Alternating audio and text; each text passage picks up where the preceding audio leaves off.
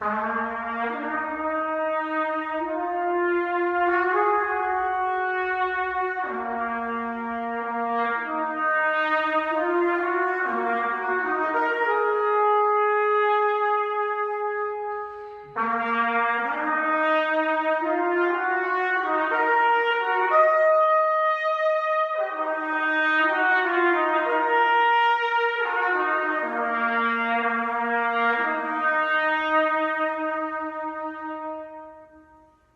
44th President of the United States, the Honorable Barack H. Obama.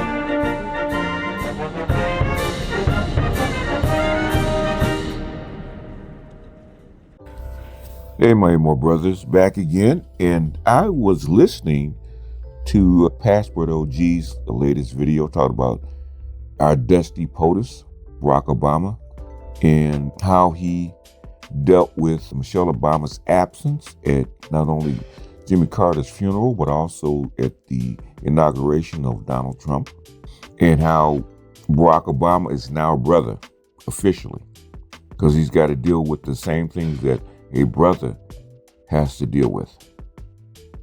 And he too is Jermaine, although he would be officially a Dusty Jeffrey since he's Kenyan.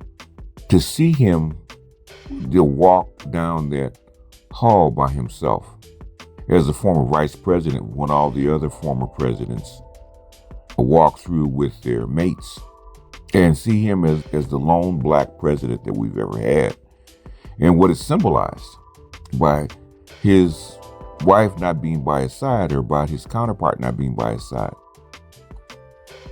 To me, it was just an exclamation point of the state of black male and black female relationships. And maybe I'll do one later on about the long, slow walk in SYSBM and how that picture is solidified in my mind, how it was the perfect exclamation point of SYSBM, right? Basically, you don't have a black woman to back you up. You don't have a black woman willing to sacrifice part of herself to protect you and your image. Because her snub was a protest. It was about her and how she felt. Not the embarrassment and the disrespect that she showed her husband by doing this. He's got to show up. He's got to show up as a president. He's got to show up as a black man and represent all black men in America, no matter how we feel about it. He represents all black men in America. And by you not showing up and not showing the proper deference and respect, you've shown how black women really feel about black men and how little they care about his image, his feelings, and even how other men see him as being respectable. You don't see that. I mean, there's some women that are looking at it as a bad look, but they're not looking at it as a bad look on his image. They're looking at it as a bad look on their image, because for centuries they have been trying to hide their real feelings about black men. They really have. For centuries, they've been denying it, even though it was obvious. You look at the test scores, you look at the prison rates, you look at the joblessness, you look at the homelessness of black men, and how little their women care about them and care about their plight. I'm not saying all, but most. It's always black females first. In school, in jobs, in positions, in aid, in money. It's always black females first. And what little can be trickled down to black men, it does in crumbs. And then black men have to build whole loaves of bread out of those crumbs. In other words, black women have said, I'm not going to help you. You have to help yourself. We're not going to bend over backwards to help you out of your pit. You got to help yourself. You got to do it for yourself, partner. All my energy is going to be focused on me and my children. You're on your own. Now, when it comes down to the opposite being an example, they beg for black men's help. Come help raise my kids. Come support me. Come support my families. Come support my dreams. Come protect us. Come provide for us. That's what they call black women waiting at the finish line. Okay? You have to come with something. You have to come with resources. You have to come with whatever. I'm not going to help you. I don't care who you are. And when you're no longer any good, I'm going to discard you. Ask any drug dealer going to jail. Ask any man that loses his job. Ask any man that loses his money. And ask any black man that gets sick. What will happen to him if he loses his health, his money, and his job, and his livelihood? He's going to abandon it. Now, long time ago, when black women respected the game, respected the institution of marriage, they didn't do it for you. They did it because it was a bad look on her. Now that is no longer the case. She doesn't care. You are to be used and discarded. And Michelle Obama, it looks that way. Once I have used you to get where I am in my prominence, I don't have a need for you any longer. I'm going to discard you. I don't care how you feel. I don't care how it looks about me being by your side for a couple hours to smile at the cameras. That's too much. And you're just going to have to deal with it. You see, he had that look on his face like, I have to deal with this.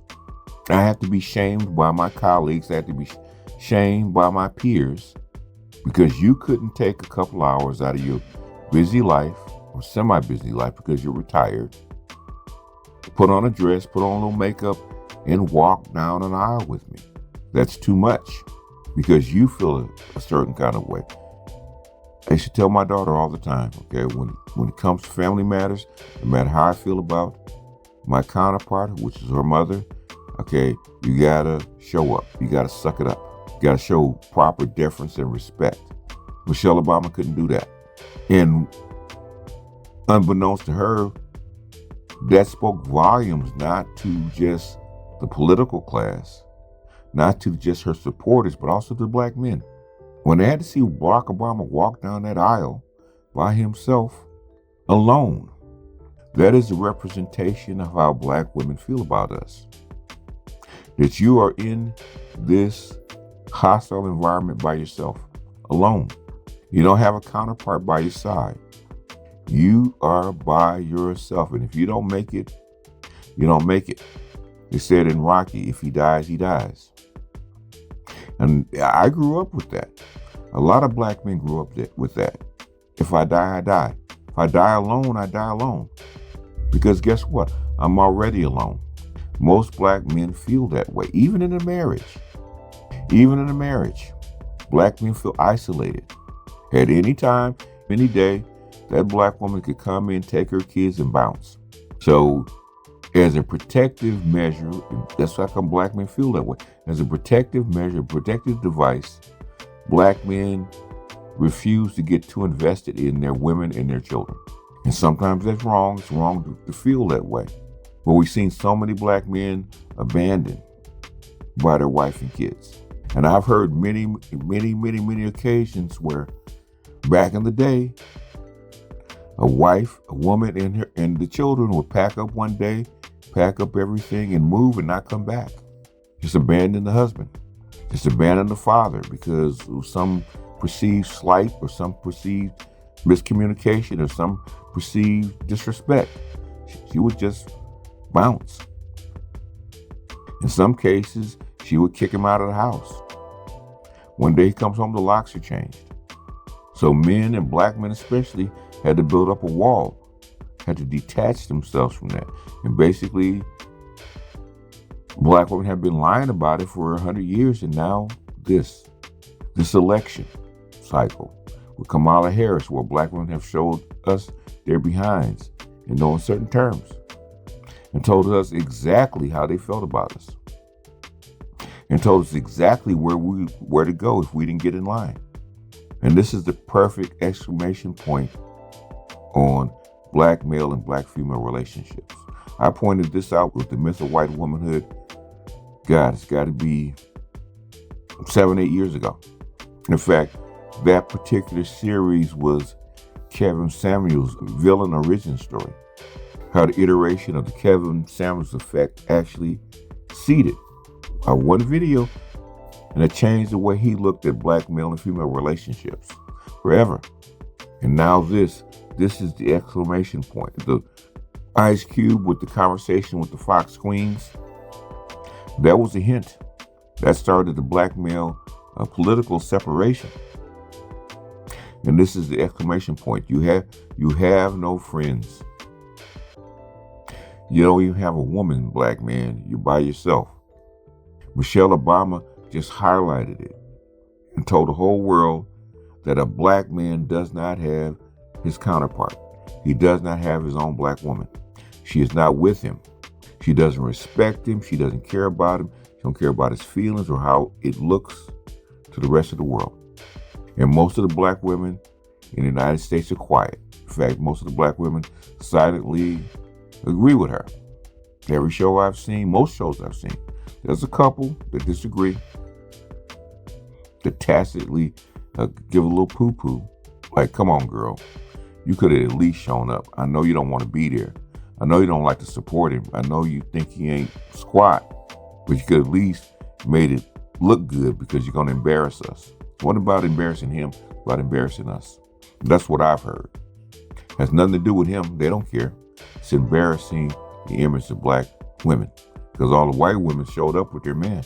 And you're the black girl, you're the chocolate chip in the cookie, and you don't show up. And so all the things that they think about black women in one moment became true and shown to the rest of the world. That's what they're upset about. They don't care about him. They don't care about the obvious disrespect that you show towards your men. And that's in spades. That's all it shows. The low-level contempt and disrespect and even low-level hatred of your own man, who happens to be one of the, if not the most famous, and maybe one of the greatest men on the planet. One of the most highest achieving black men on the planet today. And even he cannot get respect from his woman. SYSBM, save yourself, black man, because ain't nobody coming for you. That's all I got, brothers. BGS out, and I'll see you guys on the next one. Peace.